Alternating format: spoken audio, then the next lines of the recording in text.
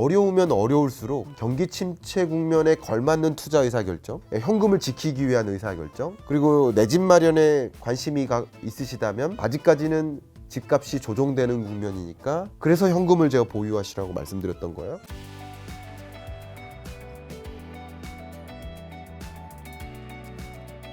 매달 나오셔서 이제 저희에게 경제 교육 해주고 계신데 이번에 또 경제 읽어주는 남자의 15분 경제 특강 요 책 내셨어요. 요건 이제 신간은 아니고 개정판인 신간인 건데 요 책을 가지고 오늘 여러 가지 이야기, 그리고 이번에 FOMC, 그다음에 지금 미국 국가 뭐 부도 위기 여러 가지 이야기 나눌 텐데 그 전에 요 책의 핵심 메시지만 짧게, 어차피 계속 이야기 나눌 테니까. 네네. 메시지는 경제에 여러분 입문하셔야 되는데 저도 이제 이렇게 거시경제를 진단하고 전망할 때 많은 분들이 이제 공부하시다 보면 경제 공부하라고 그래서 이제 신문 읽어보는데 신문을 읽어도 도저히 이해가 안 된다. 말 그대로 이제 죄송한 표현이지만 이제 경알못 여러분들이 처음 경제를 어떻게 입문해야 되는지에 대한 질문을 많이 주세요. 그래서 준비한 책입니다. 이렇게 입문하면 된다. 금리도 어렵고 환율도 어렵고 다 어려운데 그런 것들을 좀 정확하게 이해시켜주는. 네, 맞습니다. 본격적인 질문 먼저 시작하면, 최근 1년 동안 이제 실장님께서 작년부터 글로벌 경기 침체 온다고 말씀하셨는데 실제 경제도 참 안 좋아진 것 같은데 지금은 어떻게 진단하고 계세요? 그 부분 또 말씀드려야 될 것 같아요. 1년 동안 혹은 뭐 1시간 내내 우리 인터뷰하면서 경기 침체 옵니다. 그리고 작년에도 이맘때부터 23년은 경기 침체 국면이다. 이렇게 말씀드렸지만 받아들이시는 분이 경제 위기 온다. 이렇게 받아들이셔요. 그래서 제가 여러분들께 강조하는 게 경제 위기와 경기 침체는 다르다. 또 경기 침체 온다고 말씀드렸지만 누차 강조하지만 작년에부터 제가 뭐라고 했습니까? 2022년 10월이 주가의 저점이다. 그래서 23년은 주가는 그렇게 나쁘진 않다. 그러나 박스권에 갇힌다. 이렇게 말씀드렸는데, 그렇죠? 근데 역시 경기 침체 온다고 말씀드렸는데 경제 위기 온다고 이해하시거나 또 경기 침체 온다고 하니까 주가 침체 온다고 생각하시는 거예요. 그래서 경기 침체지만 주식 투자하실 분 하십시오라고 말씀드리면 충돌이 있는 거 아니냐 이렇게 받아들이셔요. 그래서 저는 메시지를 경제의 언어를 여러분 익숙하게 가져가셔야 된다. 경제 위기, 경기 침체, 주가 침체 전혀 다른 용어들이다. 이 말씀을 먼저 드리고 싶은데 자 그걸 명확히 자료를 통해서 확인하도록 하겠습니다. 이 보시는 것처럼 2020년 세계 경제가 마이너스 3.1%, 이 역성장은요 1930년 대공황 이후에 가장 충격적인 숫자예요. 이걸 경제 위기라고 하는 겁니다. 팬데믹 경제 위기 경험했죠. 그리고 22년부터 이렇게 둔화되기 시작하다가 23년에 더 강하게 둔화되죠. 이런 국면, L자로 꺾여 들어가는 국면을 경기 침체라고 합니다. 그리고 종전에 봤을 때 21년 10월, 22년 1월, 23년 1월 종전에 봤을 때보다 IMF는 경제 성장률을 추가적으로 계속 하향 조정하는 모습. 그러니까 이런 것들을 L자형 경기 침체. 그러니까 경기 침체와 경제 위기는 다르다. 우리는 L자로 점점점 꺼져 들어가고 있다. 속상한 상황이지만 세계 경제가 여러분도 체감하시다시피 뭐 예를 들어 은행이 파산이 일고 있다든가 미국이 국가부도 상황에 국가부도 있든지 없든지 상관없이 그것은 매우 강한 경기 침체 영향 요인이에요. 그런 것들이 계속 전개되고 뭐 신흥국도 부실해지고 우리나라도 여러 가지 면에서 어렵잖아요. 이 경기 침체 올 거라고 말씀드렸던 이유는 이 고금리의 역습을 받는 해다. 높아진 고금리에 기업들이 감당할 수가 없는 거예요. 신규 사업을 할 수가 없는 거예요. 투자를 할 수가 없는 거예요. 또 소비자들은 소비를 할 수가 없는 거예요. 그러다 보니까 경기 침체 국면에 놓이게 된다라고 말씀드렸고 세계 경제는 말 그대로 경기 침체 국면에 진입했다 말씀드리고 우리 김작가 TV에 왔으니까 처음 보여드리는 데이터를 CEIC? CEIC는 이제 데이터 플랫폼이고요. 제가 아주 자주 사용하는 플랫폼입니다. 여기서 제가 PMI 지수, 그러니까 PMI는 소위 말하는 이제 여기서는 제조업 PMI니까 제조업 경기를 보여준다. 이렇게 생각해 주시면 좋아요. 세계적으로 보나, 유로존을 보나, 한국을 보나, 미국을 보나 보시면 21년 4월부터 보시면 우하향하죠. 특히 이 제조업 PMI 지수를 여러분 분석하실 때는 50이라는 기준선을 놓고 그걸 밑도는지를 봐야 되는데 밑돌면서 하향하죠. 이게 이 위에서 떨어지는 구간을 굳이 따지면 둔화 국면, 그리고 50을 밑으로 하회하면서까지 떨어지는 국면, 이것을 침체 이렇게 이해하시면 좀 도움이 될 것 같아요. 그러니까 우리는 지금 침체 국면에 진입해 있고 그 기울기를 보시면 더 강한 모습이 좀 전개돼요. 더군다나 지금 4월 달 있는 또 5월, 4월, 5월에 있는 여러 가지 이슈들 보세요. 은행들의 연쇄 파산이나 인수라든가 그리고 국가 부도라든가 이런 여러 가지 현상들, 그리고 기준금리는 인하하지 않을 것 같다라는 그런 공포감, 이런 것들이 자산시장에 자본시장에 영향을 미치고 그 실물경제에 영향을 미쳐요. 그런 관점에서 오히려 제가 작년에 말씀드렸던 것보다 지금 이 순간 더 강한 경기 침체죠. 경기 침체가 안 오는 게 아니라 이미 와 있는 상황이고, 와 있는 상황을 아마도 3분기쯤에 사후적으로 깨닫게 될 것이다라고 생각을 합니다. 왜냐하면 이 GDP 지표가 이제 분기별 GDP 지표가 나와야 되는데 그 지표가 3분기가 돼야 2분기 지표를 받아들여요. 속보치라 하더라도 한 달이 지나야 돼. 그러니까 예를 들면 6월로부터 한 달, 예를 들어 7월 말쯤에나 2분기 지표를 봐요.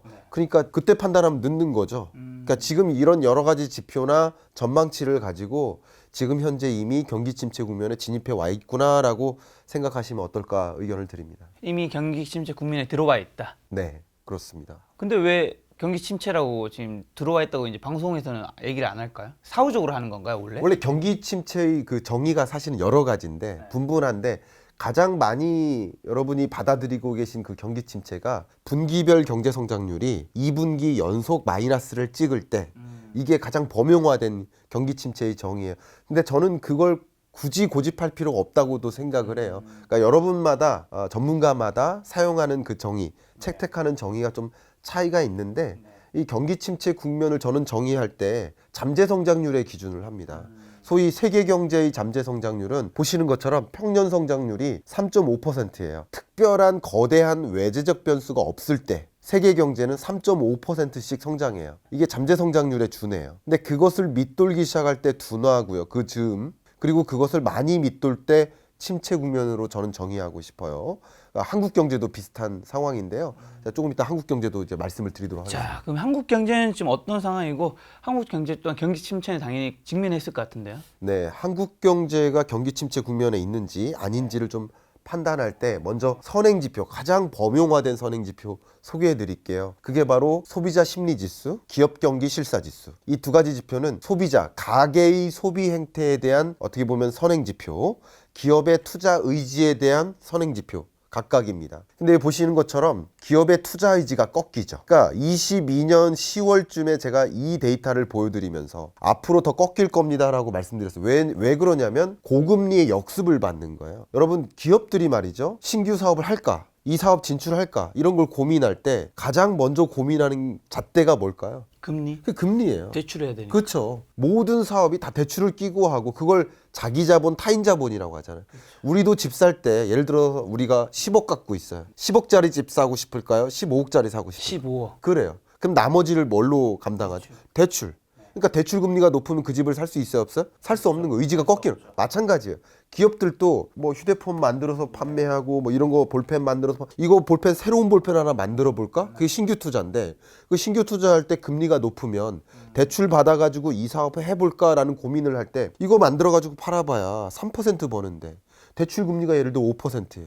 이 사업 하려고 할까요? 안 해요. 이 고금리 역습을 받는 거예요. 그러니까 높아진 금리 때문에 기업들이 투자 의지가 꺾이고요. 소비자들도 마찬가지예요. 이렇게 꺾입니다. 그러니까 이런 것들이 앞으로 경기 침체를 더 만들 요인이 되겠구나라는 것을 짐작해 주죠. 그러면 그 실적치를 가지고 말씀드리면, 제가 작년 10월에 나왔을 때 이 자리에서 뭐라고 했냐면, 한국 경제가 경제 위기 경험했고 20년의 팬데믹, 그리고 회복되는 듯 했다가 다시 꺾여 들어가죠. 그래서 1.9%로 전망했었어요. 근데 지금은 대략 10월부터 한 7개월 정도, 반년 정도 이상 지났잖아요. 지금은 그 반년 동안 그동안 생각했던 것보다 더 안 좋은 요인들이 등장했죠. 예를 들면 지금부터 출발해가지고 부산까지 가기로 했는데 한 4시간 걸릴 걸로 계산을 했어요. 근데 가다 보니까 예상하지 못했던 교통사고가 있다거나 뭐 예상하지 못했던 교통혼잡이 있다거나, 그죠? 그러면 어떻게 합니까? 6시간 걸릴 것 같아 라고 알려줘야죠. 7시간 걸릴 것 같아. 그 만날 사람한테 얘기해 준 게 낫잖아요. 그게 경제 전망에 유사해요. 보시는 것처럼 1.9가 아니라 1.4로 낮춰 잡았어요. 근데 이것을 좀 말씀드려 볼게요. 작년 10월에 제가 1.9%를 전망했을 때 그 이후에 11월 달에 KDI가 1.8%로 전망합니다. 그리고 한국은행이 1.7%로 전망했다가 2월 들어서 또 하향 조정해서 1.6%, 그리고 기획재정부가 12월에 1.6%, IMF가 가장 최근이죠. 4월 달에 1.5%. 그러니까 기관을 떠나서 근래 전망하면 할수록 다 하향 조정하는 모습. IMF만 가지고 말씀드려도요. 종전에 IMF가 10월 달에 한국 경제를 2.0% 정도로 그러다가 1.7%로 낮춰잡고 1월 달에 그리고 4월 달에 1.5%또 하향 조정한 거예요. 그러니까 한국 경제의 성장률이 현재로서는 그러니까 IMF가 맞다라고 가정하고 그리고 1.9도 상관없습니다. 어떤 성장률이든 이 전망치가 맞다라고 가정했을 때 지금 한국 경제가 놓인 위치를 말씀드리면 제가 누차 강조해드렸는데 우리 한국 경제가 4번의 경제 위기가 있었다. 1960년 이래로 4번의 경제 위기가 있었다. 역성장할 때가 주로 위기예요. 자, 1980년 오일 쇼크 때문에 경제 위기 왔었어요. 첫 번째, 98년 IMF 외환 위기 역성장 보이시죠? 2008년 글로벌 금융위기 이때는 역성장은 면했어요. 그러나 역성장 빼고는 가장 낮은 성장률이에요. 경제 위기라고 여러분 다 공감하시잖아요. 2008년, 2020년 팬데믹 경제 위기 마이너스 역성장. 근데 이 4번의 경제 위기를 제외하면 23년 성장률 1.5%가 가장 낮아요. 근데 1.5든 1.6이든 1.7이든 상관없이 이 숫자가 4번의 위기를 제외하면 가장 낮아요. 이러고도 경제 위기는 아닌데 경제 위기 4번을 제외하면 가장 낮다. 그러면 이런 성장률을 가지고 경기 침체가 아니라고 할 수 있을까요? 아니라고 할 수 없죠. 그것에 동의하시면 아 지금 경기 침체 국면에 진입한 거겠구나라고 생각해 주시면 도움이 될 것 같아요. 그런 관점에서 우리 한국 경제는 좀 어려운 상황에 있다. 이렇게 정리를 좀 해보겠습니다. 이 바로 앞에 있는 이거 그레이트 리셋 2023년 경제 전망은 김강수 실장님 이제 도서명이잖아요. 그래 맞아요. 그냥 김강수 실장이라 적어놓지 그러셨어요. 그게 그거죠. 저의 전망은 이제 항상 책을 통해 하니까 경제 전망. KD와의 한국은행, 기획재정부, IMF와 어깨를 함께하는 우리 실장님. 그러지 마세요. 창피합니다. 근데 1980년 오일 쇼크, 1998년에 IMF, 2008년 금융위기, 2020년에 코로나. 경제 위기가 코로나 이전에 한 20년에 한 번 온 것 같고 코로나 때는 예상치 못한 걸로 인해서 한 12년 정도 있다 온 것 같고 한 10에서 한 20년 사이에 한 번쯤 온다고 보면 되는 건가요? 10년 주기설 뭐 이걸 말씀하시는데 사후적으로 그렇게 보는 사후적으로 보는 것 같고요. 근데 10년 위기설이라는 게 뭐 근거를 찾자면 경제 위기가 오면 어떻게 해요? 금리를 급격히 인하해요. 금리를 인하하다 보니까 그것에 따른 부작용이 생겨요. 그러니까 그러다 보니까 또 금리를 인상해요. 뭐 이런 것들이 반복되다 보니까 10년 주기설이 있을 수 있다라고 얘기를 하는데 그 근거 중에 하나예요. 근데 지금 이런 위기에 직면한 여건이 보시면 팬데믹이라는 돌발 변수가 등장했고 전쟁이 등장했고 그죠?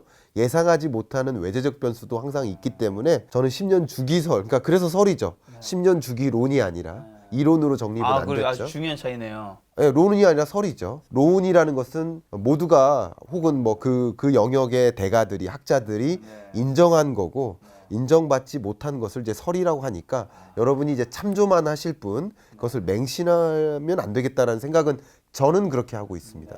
여러분은 이제 알아서 판단하시지만. 자, 그리고 이전부터 한 번도 경험해보지 못한 경기 침체 온다고 하셨는데, 자 그런 상황인가요? 네, 맞아요. 일단 경제 위기는 아니라고 말씀드렸어요. 근데 경제 위기가 아니라 경기 침체인데 경제 위기의 영역이 여러 가지. 예를 들어서 외환 위기는 다른 나라한테 빚을 못 갚을 때 생기는 게 외환 위기예요. 금융 위기는 자체 금융 시스템이 붕괴됐을 때 나타나는 게 위기예요. 팬데믹 경제 위기는 외환 위기도 아니고 금융 위기도 아니에요. 실물 경제에 거대한 충격이 왔던 거예요. 성격이 다 달라요. 어쨌든 그런 위기랑은 좀 다르다. V자로 충격은 아니다. 위기를 4번을 경험했는데 4번을 제외하면 가장 낮은 성장률이다라고 말씀드렸죠. 그러면 다른 경기 침체가 있었을 거 아니에요. 그 경기 침체 중에 가장 강한 경기 침체니까 경험해보지 못한 경기 침체 숫자적으로도 맞죠. 첫 번째. 그리고 두 번째 제가 가난해진다라는 표현을 썼어요. 모두가 가난해진다라는 그 표현을 썼던 이유는 이 3가지입니다. 가계, 기업, 정부. 경제의 3대 주체. 그러니까 우리는 3대 주체 중에 하나이거나 둘 이상이에요. 예를 들어서 김 작가님은 가계이면서 기업이라고 볼 수 있겠죠. 저도 마찬가지. 여러분이 봉급을 받고 계시다. 혹은 정부의 공무원이다. 뭐 그러면 2가지. 주부분이시다. 그러면 가게만 되죠. 그래서 3대 주체가 모두 어려워진다는 것을 설명한 거예요. 왜? 고금리의 역습을 받고 소득이 쪼그라들어요. 그거 설명드릴 거예요. 이따가. 기업들도 어렵다고 말씀드렸죠. 가게도 어렵고 기업도 어려우면 정부 입장에서는 당연히 어려지겠죠. 당연히 어려죠. 왜냐하면 세수가 없어요.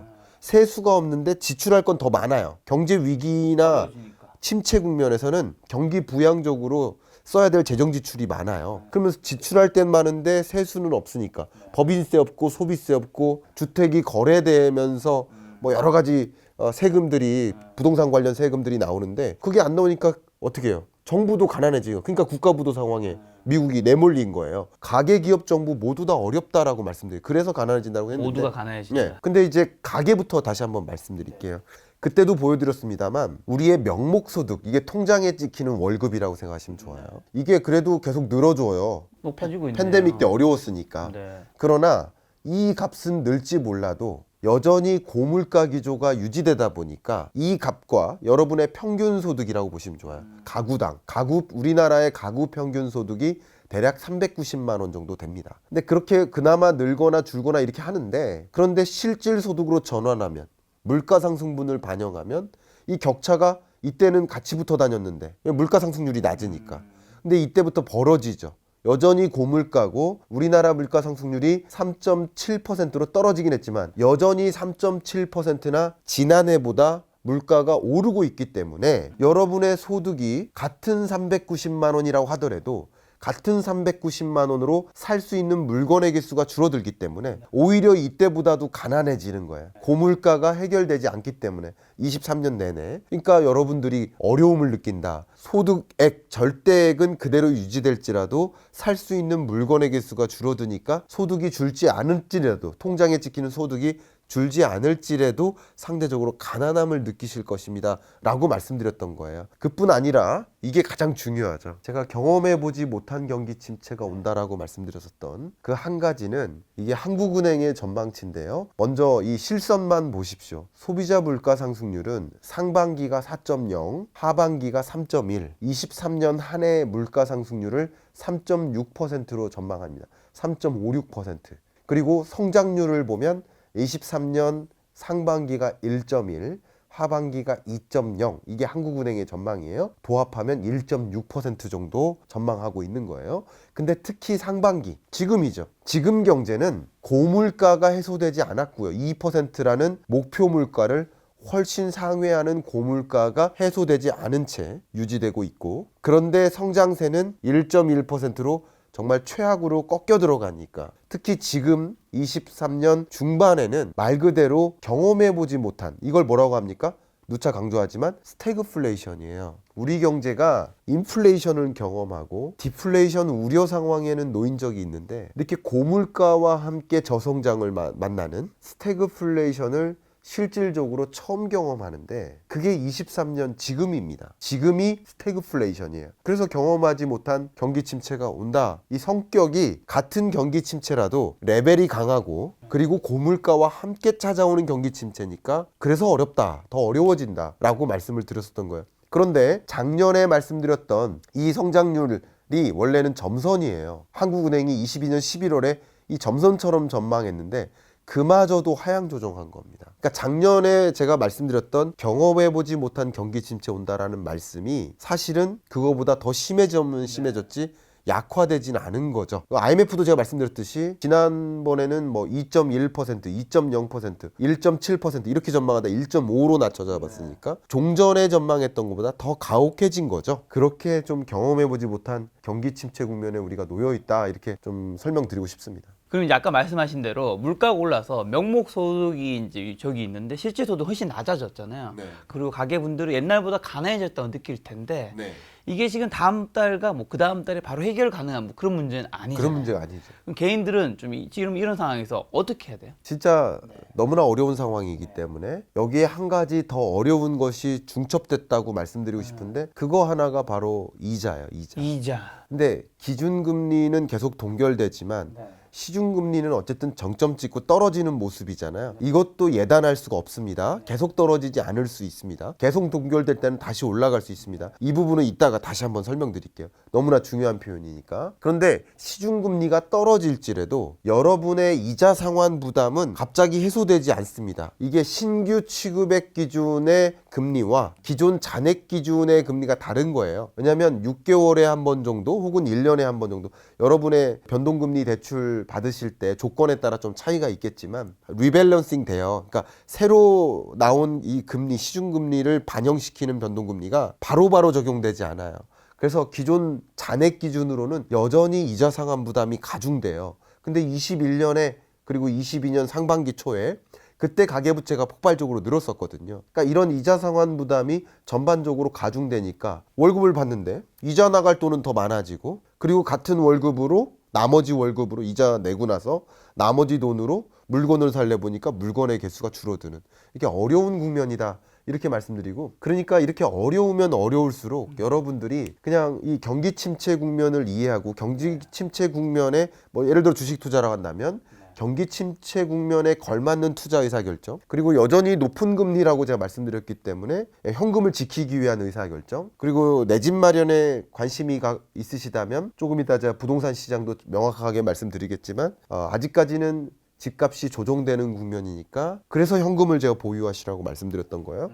덜컥 우리 동네 집값이 이만큼 떨어졌으니까 내 집 마련해야지 하는 의사결정보다는 집값이 조금 더 조정되는 국면을 지켜보시다가 가장 적절한 타이밍에 매수 의사결정을 내리셨으면 좋겠다. 그런 관점에서 제가 현금이라고 말씀드렸던 거예요. 뭐 주가야 물론 22년 10월이 저점이고 반등하지만 박스권에 갇힌다고 했기 때문에 세계 경제의 침체 국면에도 주가가 버텨주거나 실적이 받쳐주거나 아니면 좀 상대적으로 중장기적으로 유망한 그런 산업에 투자하시는 것은 괜찮겠지만 전반적으로는 특히 여러분이 지키는 투자 유형이라고 한다면 안전 추구형이라고 하신다면 정말 23년 지금 같은 경우는 지키는 투자가 적절할 수 있겠다고 의견을 드리고 지금 싶습니다. 같은 시기는 현금을 지키고 그리고 그 현금 캐시했어야지 나중에 한 번 더 집값이 조금 더 떨어졌을 때 내가 살 수 있는 기회도 내가 잡을 수 있다. 그렇죠. 왜냐하면 그러니까 많이 잘못 판단하시게 이제 부동산 좀 이따 더 강하게 말씀드리겠습니다만 지금 집값이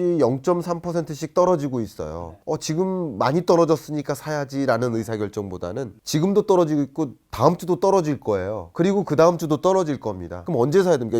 오늘 사야 됩니까? 다다음 주에 사야 됩니다. 다다음 주가 그러니까 그 떨어지는 국면에는 계속 매수 시점을 미뤄야 되니까 그래서 현금을 많이 장전하셨다가 이게 플러스로 반등하는 지점이 온다면 그 지점의 매수 기회를 좀 가지시는 게 어떨까 이런 생각을 드리는 겁니다.